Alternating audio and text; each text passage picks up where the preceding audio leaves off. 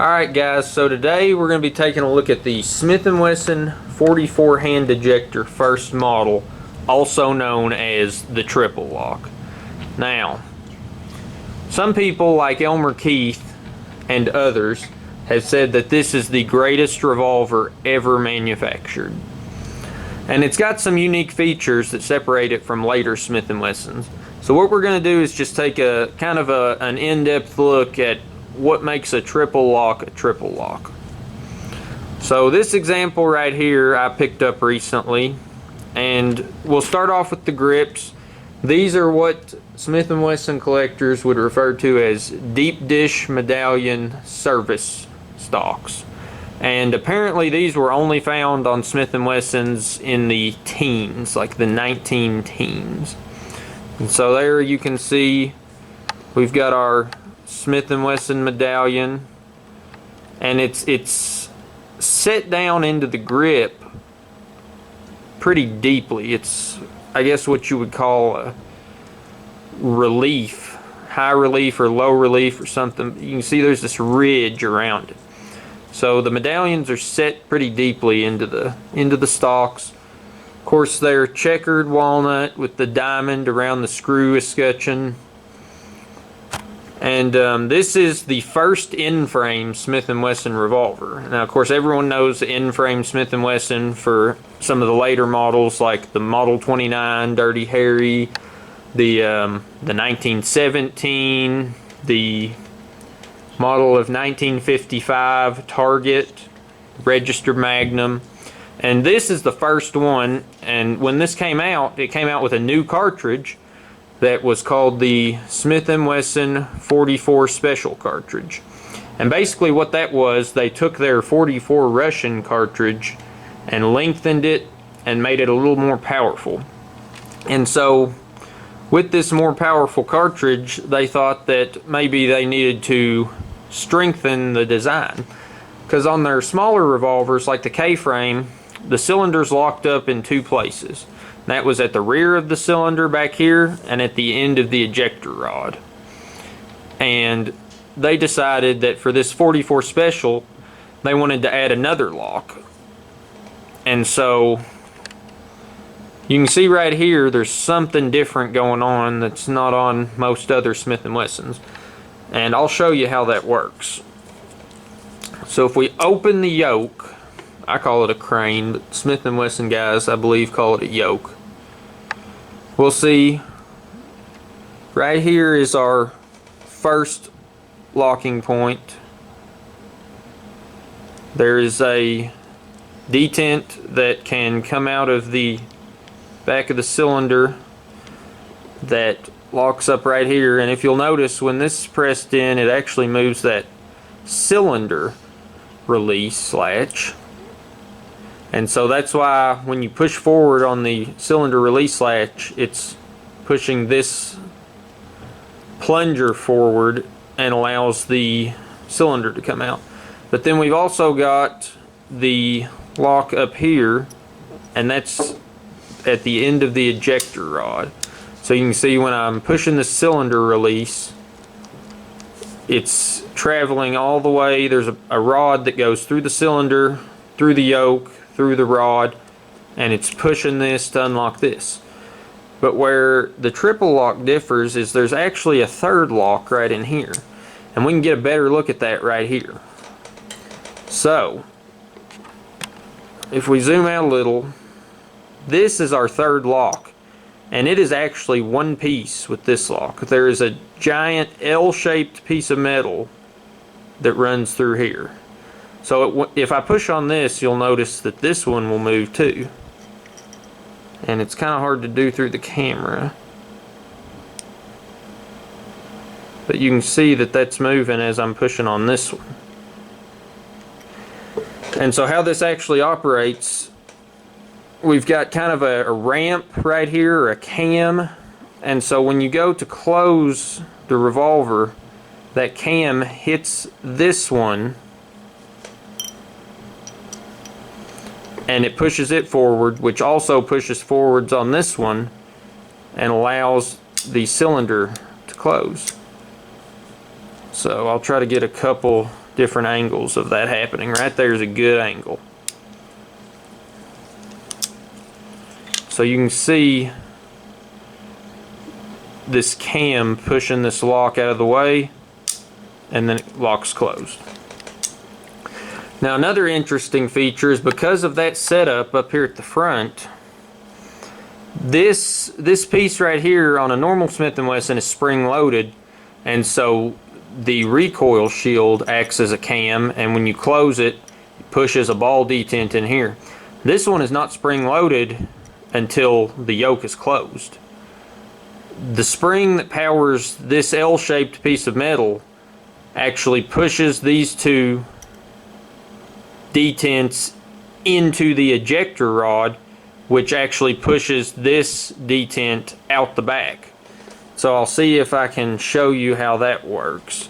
I'm going to push this punch into the ejector rod, and you should be able to see, yeah, that little detent right there comes out and locks into the frame. So because this is not under spring pressure until the yoke is closed, there's no need for the ramp or the cam right here. It's just a flat surface. And you see when that pushes on the plunger in the frame, it pushes that cylinder release back. So that's why they call it a triple lock. It's because it's got those three locking points, 1, 2, and 3. Now you'll notice that this particular specimen has seen some use. It's actually, I would assume, been dropped, and part of the hammer spur has broken off. Somebody's done a little filing to try to clean it up, I guess. But it still works. There's just not much to grab onto. Another thing is this particular one has actually been refinished, but whoever did it did a pretty good job on keeping the markings. The Smith & Wesson trademark symbol on the side plate is kind of polished off, but these barrel patent dates on the barrel, they actually did a pretty good job of keeping. And then of course the caliber marking, they did a pretty good job of keeping.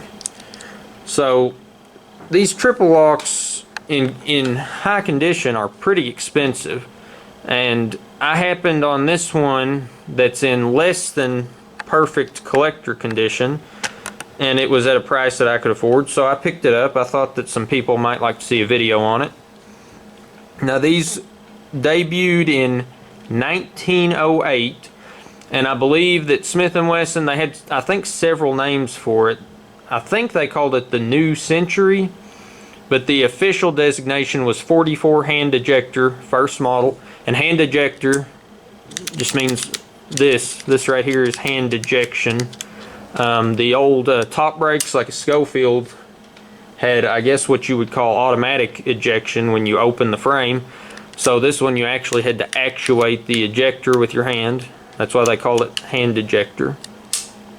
They were made from 1908 to 1915, and basically Smith & Wesson came to the realization that the third lock for 44 Special really wasn't necessary, and it was more expensive to manufacture and fit this complicated L-shaped piece of metal up here in the front that runs through here, and they realized it just wasn't needed. I believe it was the British or the Canadians that actually had been ordering some triple locks, and then they requested that Smith & Wesson drop this third lock because they were worried about dirt possibly getting in there on the battlefield. So they just requested that it be dropped, and Smith & Wesson dropped it, and that led to the second model hand ejector, which is very similar to the triple lock, except instead of this cool looking underlug on the barrel, it's just got a little protrusion from the barrel to lock the end of the ejector rod, and it doesn't have the third lock, and it ran from 1915 to 1945. If you've ever seen a model 1917 Smith & Wesson, it is based on the second model hand ejector second model 44 hand ejector. So that's kind of an overview. Oh, another interesting note. Apparently, from what I've read, the cylinders on these early triple locks were not heat treated. I'm not exactly sure how that works, but apparently Smith & Wesson didn't start heat treating their cylinders until later on. So that's kind of interesting. Another neat feature on this older gun is this little cutout. Let me see if I can't get that to focus better. Yeah, there we go. This little cutout right here. I'm not sure if there's a special name for it on Smith & Wesson, but on a Colt this is called a fouling cut. And this is because during this time period, black powder was still pretty common to be loaded in centerfire cartridges. So they had this fouling cut to let some of the fouling accumulate up here and hopefully not bind up the cylinder. So that's pretty neat. Now this particular example, from what I've been able to tell, was made in the summer of 1910. And still works. And so we're actually going to go outside and take some shots with it. Thanks. Alright, so now we're going to take some shots with the Smith & Wesson triple lock in 44 Special.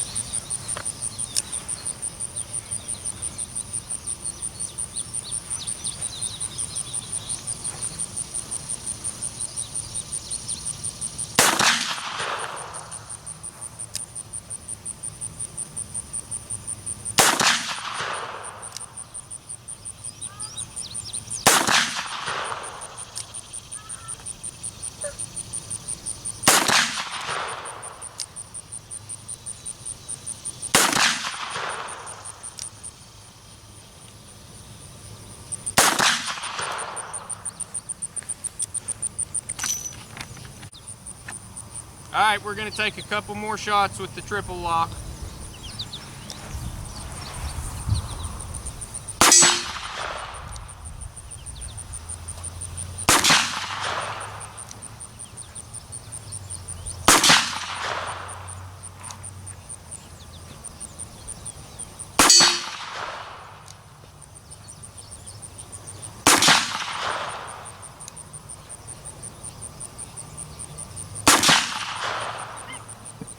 So weird.